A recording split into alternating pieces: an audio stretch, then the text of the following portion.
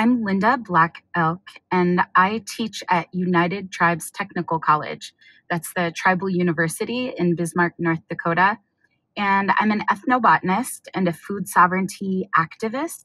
And I also teach courses in Indigenous food sovereignty here at United Tribes and elsewhere. I would say that probably the way that I spend most of my days is by growing food, but also teaching people how to identify plants through foraging, how to harvest those plants in a good way, and how to preserve and prepare those plants, whether they're wild or grown in a garden. So we were really lucky to get a grant. And with those funds, we were able to create and put together food kits and to actually deliver food kits for elders. So way back in mid-March, we started noticing that a lot of our elders were at that time too scared to go into the grocery stores to purchase food. There was a big panic happening surrounding COVID-19, and a lot of our elders, knowing that they are very high risk, didn't want to go into various stores to purchase groceries. And they were hungry. And we even know some elders who would sit out in front of their local grocery stores, waiting for people that they knew to come by, giving those people money and saying, hey, can you buy our groceries for us? Because we're just too scared to go in there. And so my partner and I saw that, and we decided that we would make sustainable, traditional food kits to hand out to elders and other people who are in need. These kits are actually, kind of different than what people might think. I think that when people think of food kits, they think of emergency food. And so they think of things that are very easy to prepare, which tends to mean things that come from a box or a bag or a can. And we really wanted to avoid those types of foods because they tend to be very high in salt, very high in sugar, very high in preservatives and food colorings and things like that. And we decided, you know what? We are already, as Indigenous people, we are already in a very high risk population. We have been eating processed foods and foods that are so high in things that our bodies don't need, like sugar, refined flour, and dairy. We've been eating those kinds of foods for so long that we have really relegated ourselves to high risk health issues like heart disease, diabetes, and asthma. And it just so happens that those three diseases are huge risk factors for complications and even death from COVID-19. And so, we sat back for a second when we were thinking about what kinds of foods we were going to put into these kits. And we said, you know what? Okay, we want to make sure the elders get food that they'll use. We want to make sure they'll eat them. But we cannot continue putting ourselves in these high-risk categories. We can't do that to our elders. We have got to incorporate traditional foods into these kits and encourage our elders and other people in need to use those traditional foods. So we knew that would make these kits more expensive. But we, as Indigenous people, we go into crisis mode so often, and we end up using all of these processed foods. And that just, it becomes this vicious cycle to where we go into crisis mode, we eat cheap food, and we end up being high risk, and then we go into crisis mode again. It's just a vicious cycle that we decided, we would have good, healthy, traditional foods in these kits, shelf-stable foods. And we could also provide, some things that elders are more familiar with. So our kits contain a lot of traditional foods like maple syrup, maple sugar, produced by native producers, wild rice from native producers, dried hominy that was grown and parched and everything by native producers, dried fruits, traditional dried fruits, dried vegetables, So things that are shelf stable, things that will last a long time, but things that are traditional, delicious. We put dried beans in there, really lovely dried beans from native producers as well. And, we also put in some things like flour. Elders really wanted to make bread. And so we thought, okay, if we're going to put flour in there, we're going to make it the best flour possible. So we put in local, unbleached organic flour, bags of those. And, okay, elders wanted oil or some kind of fat. And so we made sure that we got grass fed, organic lard to put in there. We made sure to put in, we had elders who were requesting cream for their coffee. So we found 100% grass fed, no hormone, organic, shelf stable milk to put in these kits. And all of these, came from small producers and local producers as much as possible. And we also put dried meat into these kits. And we tried to get that from local native producers as much as possible. But we did, we put Tonka bars in there, for example, and the Tonka Bar Company is a fantastic Lakota owned company. The people who own it are from the Ogallala Nation, and they're really good people, and it's an amazing product. So we tried to put as much traditionally dried meat in there as possible.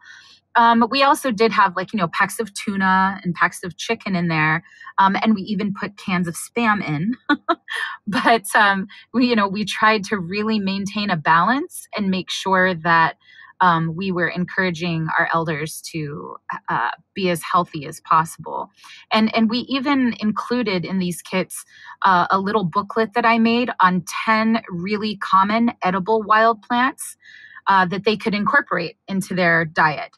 So, for example, with these kits, elders could make a beautiful beef stew, right? So they had these beef bars in there, dried beef bars. They could cut those up, add them to soup, add some beans, add some dried vegetables.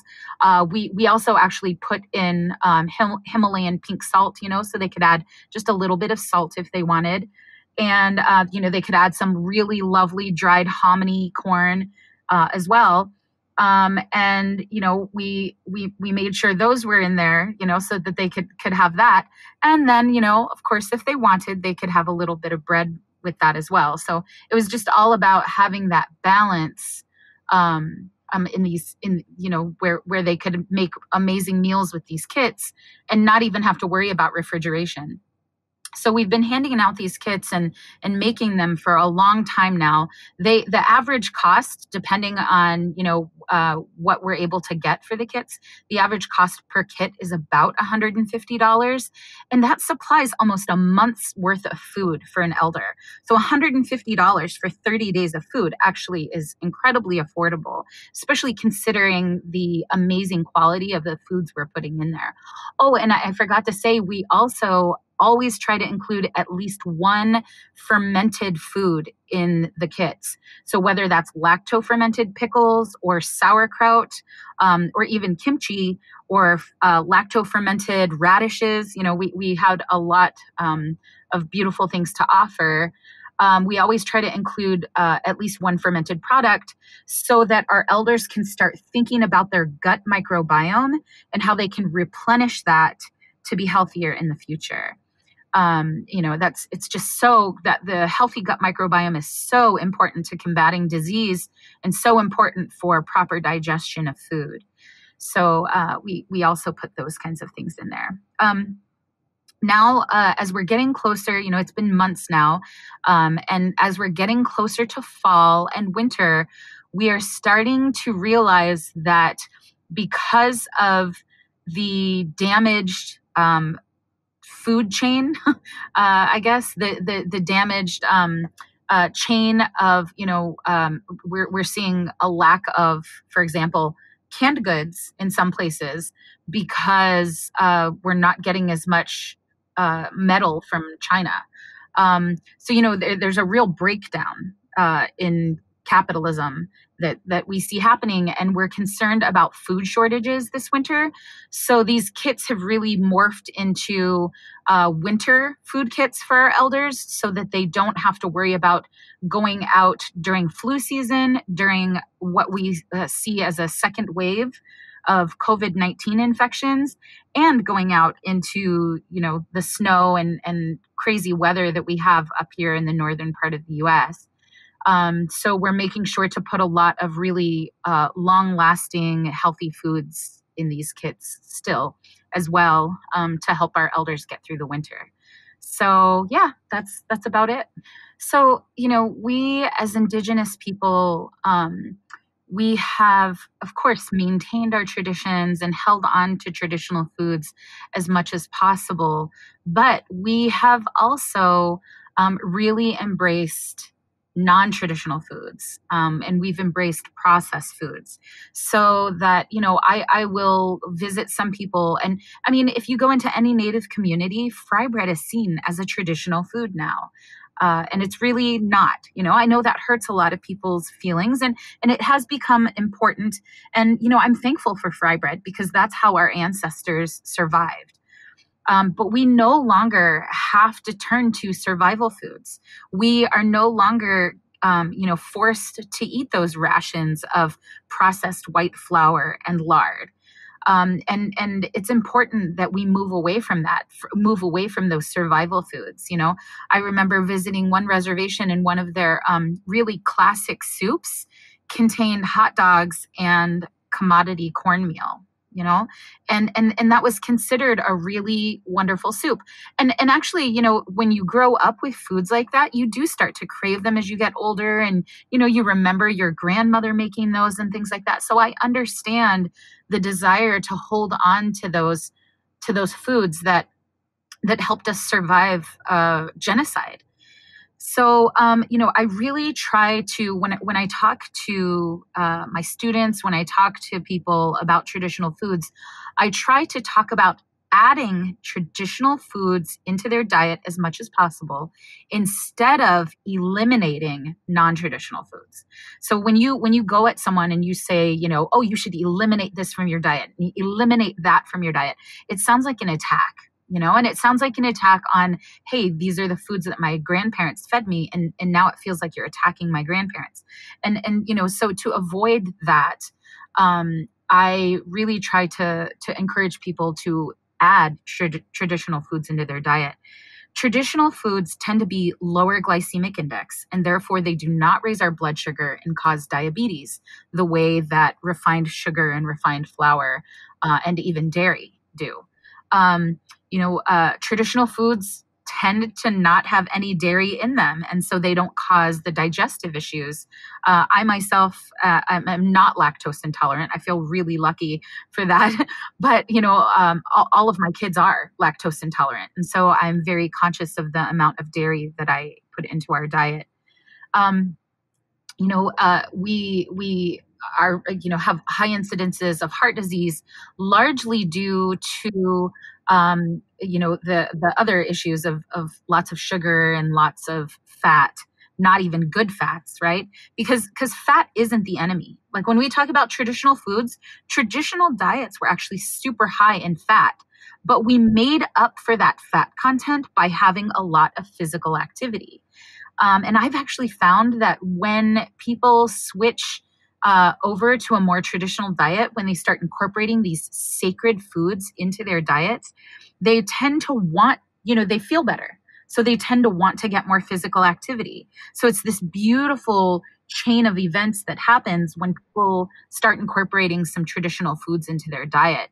And the other thing I say that's really important about traditional foods right now, especially in the time of COVID-19, as we're heading into the darker winter months, traditional foods lift your mood. They make you feel better. They make you happier.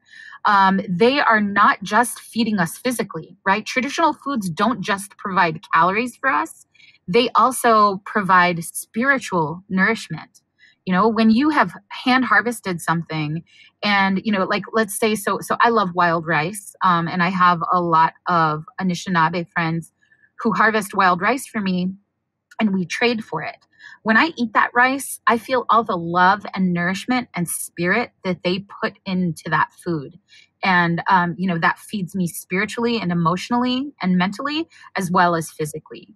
So that's why traditional foods are so important. They really, they don't just provide calories, they provide, emotional, mental, spiritual nourishment as well. And, of course, physically, they have really a positive impact on our blood sugar, on our weight, on all of those attributes as well. So.